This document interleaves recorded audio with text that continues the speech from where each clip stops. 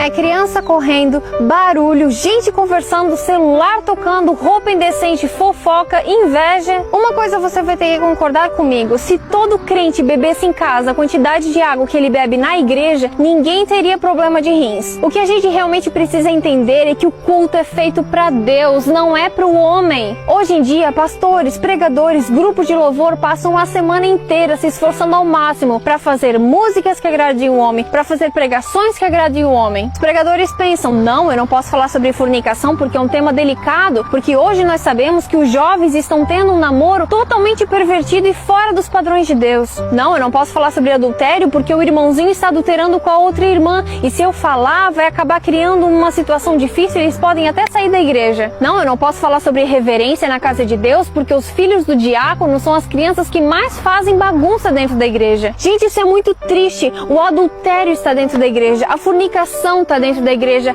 a indecência está dentro da igreja. Tem pessoas que não se situam que estão na casa de Deus, acham que é um clube porque entram lá de qualquer jeito, ficam falando alto, ficam no celular. O que está acontecendo? Será que é esse o povo que aguarda ansiosamente a volta de Cristo? Povo que diz que ama Cristo de todo o coração, que é o maior amor de sua vida, mas não passa nem 10 minutos com Ele? Povo que diz que o evangelho precisa ser pregado nos países orientais, mas nem os seus próprios amigos de trabalho e faculdade sabem que ele é cristão? Povo que diz que daria vida por Jesus, mas não dá nem 10% do dízimo? Gente que diz que sofreria todo e qualquer tipo de provação por amor a Cristo, mas não aguenta ficar 5 minutos de joelhos? Tem crente dizendo que ama Cristo, mas se o culto termina 11h30 e já são 11h35, ele já começa a se coçar no banco, já fica todo incomodado. Tem crente que diz que não vai pra igreja porque tá chovendo. Tem gente que deixa de ir pra igreja porque o irmão não cumprimentou, porque aquele lá não me abraçou, porque aquele lá não me convidou para almoçar junto.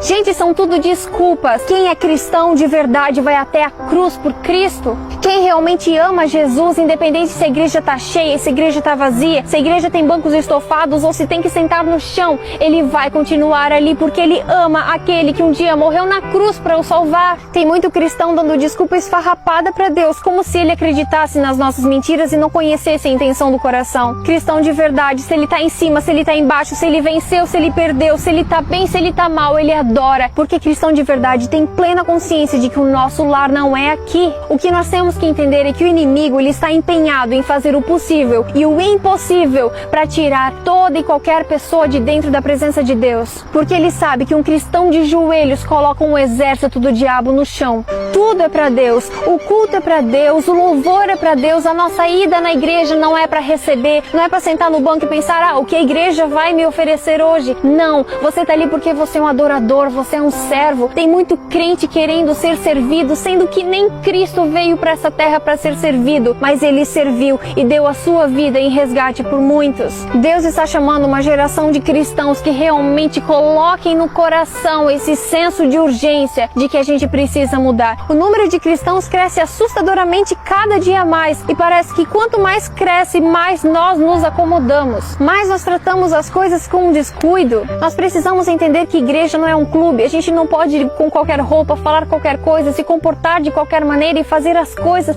de qualquer jeito para agradar um homem, para fazer legal, para fazer divertido, para poder compartilhar no Facebook. Não. O real motivo de tudo que nós fazemos dentro e fora da igreja, a presença de Deus é sempre santa e tremenda. Tanto na época de Moisés quanto nos dias de hoje, Deus continua sendo Deus. Nós devemos o adorar e respeitar pelo que Ele é, pelo que Ele foi, pelo que Ele há de ser, porque Ele é o princípio e Ele é o fim. Ele é o Rei dos Reis, Ele é o Senhor dos Senhores, o Deus eterno, o Príncipe da Paz, o nosso Salvador, o nosso Senhor. É a Ele que nós devemos a nossa vida, porque nós estávamos desgarrados como ovelhas perdidas e Ele veio, morreu para nos salvar, nos dá esperança e a Sua presença se faz constante em nossa vida. Vamos valorizar essa bênção.